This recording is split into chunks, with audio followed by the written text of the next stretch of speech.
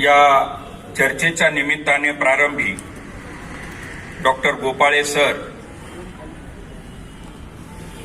यांनी क्रांतिबा ज्योतिराव फुले यांच्या विचारातून जे सत्यशोध की जलसे निर्माण झाले,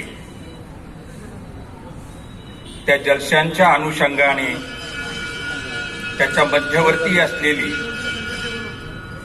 जी विविध प्रकारच्या ज्या संहिता होत्या आणि फुलेंचं जे अखंडातील जे तत्वज्ञान आहे, त्या तत्वज्ञानाच्या अनुषंगाने त्यांनी मांडणी केलेली आपण ऐकली. त्याचबरोबर तदनंतर आलेले आंबेडकरी जलशांचे काही टप्पे त्यांनी वेगवेगळ्या गीतांचे संदर्भ देत, उदाहरणं देत देखील आपल्या पुढे मांडलेले आहेत. त्यांनी एक विधान इथं केलेलं आहे की 90 नंतरच्या ज्या अन्याय अत्याचाराच्या घटना आहेत, त्या घटनांवरती चिंतन असलेली गीतं शाहिरांनी, गायकांनी किंवा कवींनी जनसामान्यामध्ये मांडली नाहीत, अशी एक खंत त्यांनी व्यक्त केलेली आहे. आणि आणखी एक विधान त्यांनी केलं की वामनदादानंतर दलित चळवळीमध्ये चिंतनपर गीत ज्याला म्हणता येईल तशी गीतं फारशी काही आलेली नाही. महालिंगे सर आपल्या सर्वांसाठी आदरणीय आहेत, तसे माझ्यासाठी आदरणीय आहेत. त्यांचा तेवढा अभ्यास राहिलेला आहे आणि त्या अभ्यासाला त्यांच्या कृतीची देखील जोड राहिलेली आहे. त्यांच्या म्हणण्यानुसार देशातील सांस्कृतिक जे धोके येतात, त्या धोक्यांचा प्रतिकार सर्वप्रथम कवी कलावंतालाच करावा लागतो. त्यांनी असंही भाष्य केलं की डॉक्टर बाबासाहेब आंबेडकरांच्या विचारांशी प्रामाणिक असलेले जे कलावंत, शाहीर होते, त्यांनी स्वच्या पलीकडे पाहून स्वच्या तब्येतीकडे दुर्लक्ष करून समाजामध्ये जाऊन प्रत्यक्ष जागरण केलेलं आहे. आणि ते जागरण करत असताना त्यांनी स्वतःचा संसार, स्वतःचं व्यक्तिगत स्वार्थ किंवा कोणत्याही प्रकारचा प्रोफेशनलिझम त्यांनी जपला नाही. आणि परिणामी अनेक कवी गायकांना टीबी सारखे किंवा क्षयासारखे आजार झाले आणि त्यांचं निर्वाण झालेलं आहे, असं एक ढळढळीत सत्य त्यांनी आपल्या मनोगतातून मांडलेलं आहे.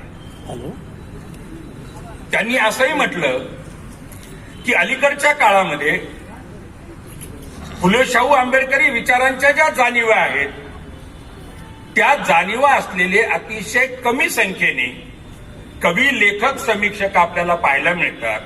आणि खरं तर ही संख्या कमी जरी असली तरी त्यांनी समाजाच्या डोळ्यामध्ये आता अंजन घातलं पाहिजे, ती त्यांची जबाबदारी आहे.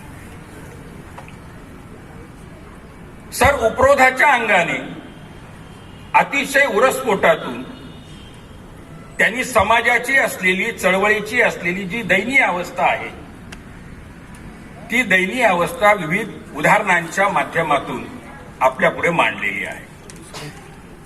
खरं तर doctor Rishikesh Kamble sir, Gopale sir आणि महालिंगे सर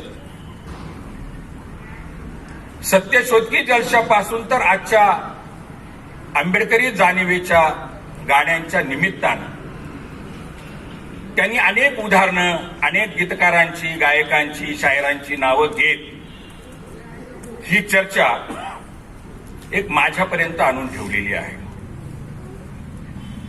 सगळ्या प्रश्नांची उत्तरं ही आता राजकारणात पाहिली जातात. आणि मग जेव्हा ती उत्तरं राजकारणात पाहिली जातात, त्यामुळे आपल्याला चौकामध्ये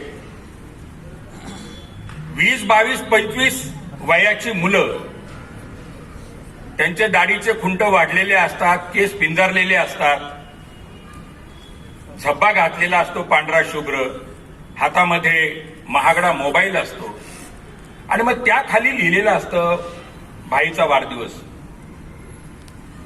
ही जी पिढी आहे, या पिढीचा आता समज असा झालेला आहे की माझी जी बेरोजगारी आहे, माझे जे सांस्कृतिक सामाजिक असे अनुषंगिक जे प्रश्न आहे, त्या सर्व प्रश्नांची उत्तर ही राजकारणात आहे. आणि मग जो तो उठतो तो नेत्यांच्या मागे पळायला लागलेला आहे. त्यांच्या चळवळीमध्ये आहे, मग त्यांच्या समकालीन अनेक पॅन्थर आहेत. पण मग 77ला मास मुवमेंट निर्माण झाली. 4 वर्षांनी सम्यक क्रांती दल निर्माण झालं, 77-78 आणि नंतर सम्यक क्रांती दल.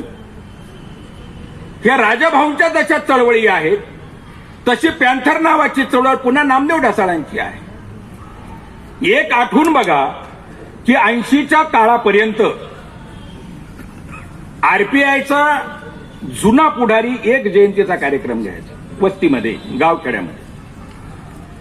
पॅन्थरच्या फुटीनंतर वेगवेगळ्या प्रकारच्या पॅन्थर निर्माण झाल्या, वेगवेगळ्या प्रकारच्या संघटना निर्माण झाल्या आणि एकाच वस्तीमध्ये 3-3 जयंत्यांना सुरुवात झाली.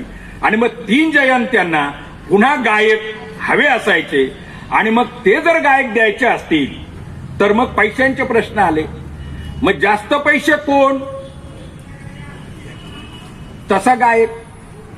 मग कार्यकर्त्यांची मागणी जशी तसं गायकांचं गाणं. म्हणजे सर्वात महत्वाचं, मगाशी ऋषिकेशनी थोडासा निर्देश केला तिकडे, की सामना व्हायला लागला आणि आंबेडकरी गाणं बिथरायला लागलं. थंडीचे ग वाजलेत 12, थंडीनं काकडोलय सारा. रात्रीचे ग वाजलेत 12, थंडीनं काकडोलय सारा. ये ना सगुना जवळी घे ना, हा बाळ्या उठलाय ना. असे द्विअर्थी गाणं आपल्याला सामन्यामधून ऐकायला यायला लागले. बंधुरे शिपया तू दे रे दे रुपया, चोळीच्या रे खणाला, होळीच्या रे सणाला. हे अतिशय कोवळ्या भावना व्यक्त करणारं वामनदादांचं गाणं. किंवा मैत्रिणी मला बघून आल्या, किती हो आनंदित त्या झाल्या, मिळाले प्रेम ठाई ठाई, गजीव हा वेडा, गजीव हा वेडा. हे मैत्रिणींच्या निमित्तानं बंधुभाव उजळ करणारं गाणं हे गेलं. आणि मग त्या ठिकाणी बाळ्यासारखं गाणं आलं, त्या ठिकाणी पोपटासारखं गाणं आलं. हे पटपट पटपट पटक पट, काय नाही कामातुर. हे पटपट पटपट पटक पट, काय नाही कामातुर. अरे पर्वती आली तशीच गेली, पर्वती आली तशीच गेली, तिची न माझी व्हावी वळख, पट पट पट पट पट पट पट पट. हे जे इश्कबाजीवरची जी गाणी आहेत ती गाणी आधी पहिल्यांदा सामन्यांमध्ये आणि मग जो द्विअर्थी गाणे देतो आहे अशा गायकाला अधिकाधिक संख्येने बोलवण्यात आलं. आणि मगाशी महालिंगे सर म्हटले की ही जी वामनदादाच्या पिढीतली काही बुजुर्ग परंतु शहाणी असलेली शाहीर मंडळी मात्र हळूहळू हळूहळू मागे पडायला लागली. वामनदादांच्या पाठीमागे बसून अनेक वेळा झील ओढण्याची संधी जशी शेकडो लोकांना मिळालेली आहे तसे माझ्या घराच्या ओट्यावरती ती मलाही मिळालेली आहे. एकाच वेळी माझ्या 2 बहिणी आणि मी आणि राजवाड्यातल्या अनेक मुली महिला वामनदादाच्या पाठीमागे बसून गाणे म्हणायचो. आणि तो जो कोरस देत असताना वहीत पाहायची गरज नसायची, कारण ते गाणंच इतकं लोकांपर्यंत गेलेलं असायचं की ते गाणं एकदम ओठावरती अंतःकरणामध्ये बसलेलं असायचं.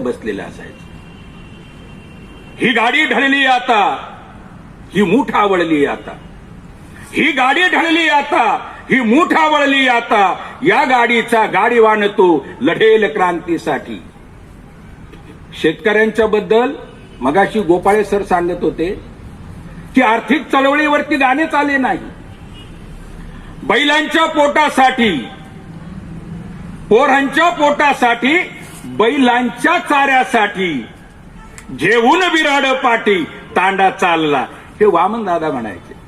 म्हणजे अशिक्षित असलेला माणूस, धूळ मातीत अक्षरं गिरवून शिक्षित झालेला माणूस यांनी डॉक्टर बाबासाहेब आंबेडकरांचं तत्वज्ञान हे समजून उमजून घेतलेलं होतं.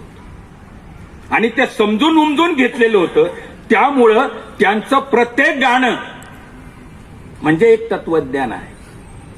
फार कमी कवितांमधून तत्वज्ञान मांडलं जातं, सांगितलं जातं. परंतु वामनदादांचं प्रत्येक गाणं हे एक तत्वज्ञान आहे आणि त्या तत्वज्ञानाचा प्रवाह हा डॉक्टर बाबासाहेब आंबेडकरांच्या तत्वज्ञानातून सुरू झालेला आपल्याला पाहायला. दक्षिण आफ्रिकेमध्ये एक मरियम मकिबा नावाची गायक कलावंत होती. 60-70च्या दशकामध्ये आम्ही गोऱ्यांपासून वेगळे नाही आहोत, आम्हालाही समतेचा दर्जा मिळाला पाहिजे, आम्हालाही गुलामासारखं वागणूक मिळाली नाही पाहिजे, म्हणून ही मरियम्मा नावाची कलावंत ही जगभराच्या प्रवासाला निघाली. आणि मग ती स्वतःच गीतं लिहायची, स्वतःच गाणी म्हणायची, स्वतःच नृत्य करायची. मरियम्माची स्वतःची म्हणून एक शैली निर्माण झालेली होती. जगभर तिने गोऱ्यांच्या विरुद्ध विद्रोह पुकारला. तो विद्रोह पुकारल्यामुळे अनेक देशांनी तिला नागरिकत्व, दिलेलं नागरिकत्व काढून घेतलं. आणि ही मरियम मकिबा 90च्या दशकापर्यंत म्हणजे जवळपास 30 वर्ष स्वतःचा देश सोडून जगभरामध्ये आपल्या देशाबद्दल स्वातंत्र्याची मागणी करत जगभर फिरत होती. 90ला नेल्सन मंडेला जेव्हा अध्यक्ष झाले तेव्हा नेल्सन मंडेलांनी मरियम्माला बोटाला धरून आपल्या देशामध्ये आणलं. ही मरियम्मा, हिचे 12 ऍक्सिडेंट झाले, 3 लग्न झाले, तिला स्वतःला कॅन्सर पण झाला. त्या सगळ्या आजारातून, व्याधीतून ती बाहेर आली आणि बाहेर येऊन जगली. आणि तिचं जगण्याचं महत्वाचं कारण म्हणजे स्टेज होतं, डायस होतं, तिचा देश होता. आणि जेव्हा 90ला नेल्सन मंडेलांनी तिला अतिशय स्वाभिमानाने, अतिशय आदरानं तिच्या देशामध्ये आणलं आणि मग तिचा मोठा उत्सव करण्यात आला. मरियम मकिबा गेली, पण प्रत्येक 4 एप्रिलला आजही दक्षिण आफ्रिकेमध्ये चौकामध्ये लोक एकत्र येतात, मरियम्माची गाणी म्हणतात आणि स्वतःला प्रेरित करून घेतात. 6 डिसेंबरला वेगळं काय आहे? 5 डिसेंबर पासून चैत्यभूमीवरती शेकडो गायक येतात, महाराष्ट्र आणि